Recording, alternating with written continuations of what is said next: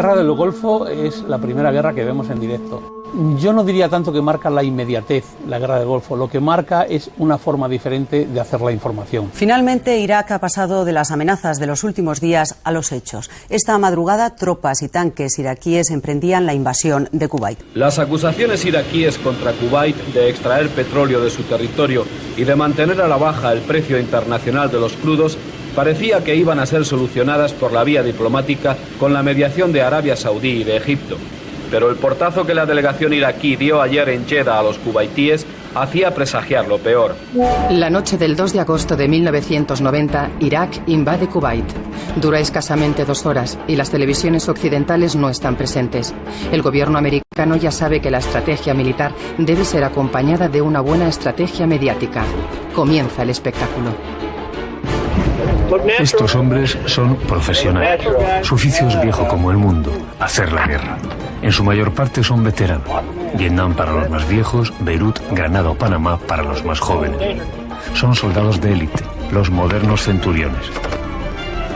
A partir de la guerra del Golfo, los equipos de televisión, digamos que forman parte de un ejército que ha invadido un país y dan la información que le dejan dar a ese equipo.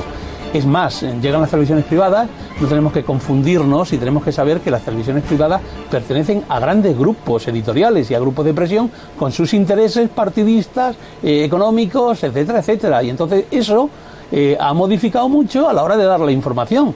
Fue un circo mediático, desde mi punto de vista vergonzoso, en el que la inmensa mayoría de los medios de comunicación no informaron de lo que estaba pasando, ¿no? Y se aceptaron las reglas de la censura de forma generalizada. Quien diga lo contrario está claramente mintiendo. En Israel había censura, en Kuwait había censura y en Irak había censura. Las autoridades iraquíes tienen mucho interés en que los periodistas que estamos de visita en Bagdad saquemos aquellos planos de la ciudad que a ellos les interesa y que demos la sensación de que en la capital iraquí se vive con normalidad. Pero también a las mismas autoridades iraquíes les interesa que nosotros digamos que las milicias populares iraquíes están armadas y el entrenamiento para el caso de guerra continúa. El gobierno del presidente George W. Bush impide el acceso de los medios de comunicación a los frentes de batalla. Solo una selección muy rigurosa de periodistas afines a la política americana son elegidos para acompañar a los militares a la primera línea de fuego. Los corresponsales no pueden contrastar la veracidad de la noticia. La lucha mediática de las televisiones presentes en el conflicto desemboca en una carrera por emitir las imágenes más espectaculares de las operaciones militares occidentales. Una película bélica real que les reporta una suculenta audiencia. ¿Quién se beneficia de la ausencia del análisis de la noticia? Las privadas empezaron a hacer un tipo de aprovechamiento de la tecnología, pues en lo bueno, como todos, pero algunas veces en lo malo, y es en esa espectacularización de las noticias, en frivolizar un poco más, en banalizar un poco más, y en que las empresas periodísticas le exigieran a sus periodistas el que entraran un poco más en el juego del espectáculo, ¿no?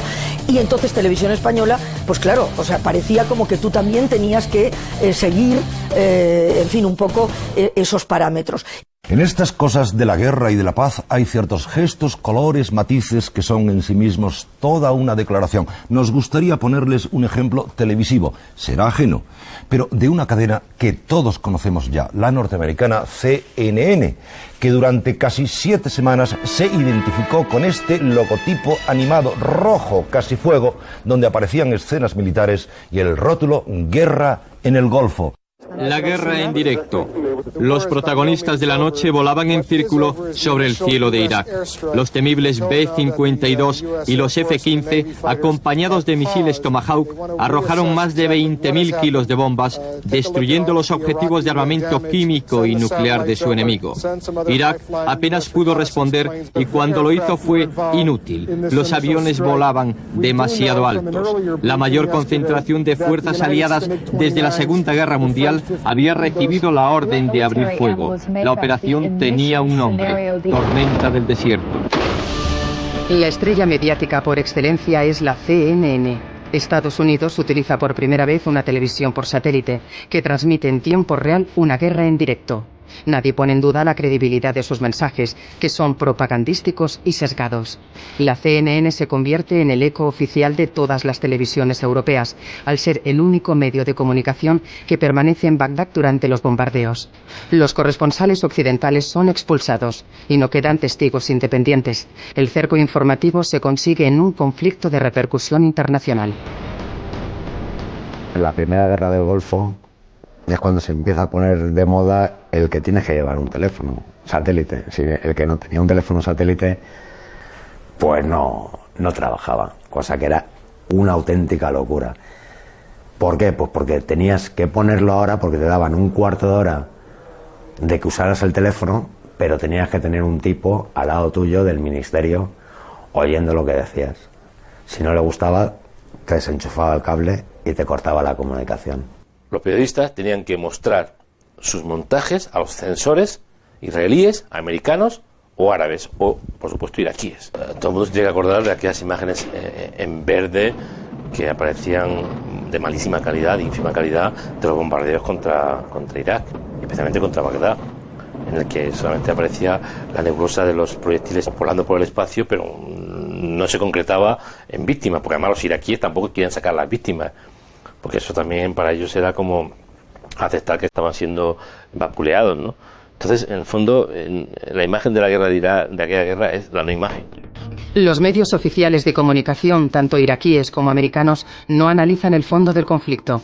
Irak invade Kuwait porque este amenaza con subir la cuota de producción de petróleo en 1 millón de barriles diarios, lo que daña gravemente su economía. Estados Unidos, por su parte, quiere instalar bases militares en Arabia Saudí para influir en el precio del petróleo. Ningún bando está dispuesto a contar la verdad. Televisión Española sí contó la guerra del petróleo. Kuwait acumula el 10% de las reservas mundiales y el mayor porcentaje de crudo por metro cuadrado de todo el planeta. Apagar este fuego autosostenido costará $15.000 millones y año y medio de trabajos. El ejército ha adjudicado el 60% de esas obras a compañías norteamericanas y el resto, a partes iguales, a firmas saudíes y británicas. Se da la circunstancia de que los propios soldados todos tenían sus camaritas de vídeo pequeñas, grababan cosas y se lo vendían a las televisiones. Por ejemplo, una imagen que tú la comprabas y era como, digamos, en exclusiva exclusiva de la CNN o exclusiva de Televisión Española. ¿Por qué? Porque te vendían esa cinta que no tenías nada más que tú. Se han dado cuenta que es el negocio de su vida, claro. Grabar y vender. A partir de la guerra del Golfo, las empresas que tienen terrenas y de SNG las colocan allí. O sea, esto ya es un gran negocio. Entonces tú no tienes que hacer nada más que pagar. Cuando tú mandas a un equipo, lo envías porque tú quieres personalizar y decir, Televisión Española está en este conflicto. Esta es nuestra cara ahora mismo en internacional, que va a representar este conflicto para los espectadores españoles, y esta es la cara que tenemos. La guerra del Golfo ha quedado bautizada como la guerra de las mentiras, por la enorme dependencia de los medios de comunicación a los mandos militares. La incapacidad para eludir el control informativo supuso la derrota de la esencia del periodismo.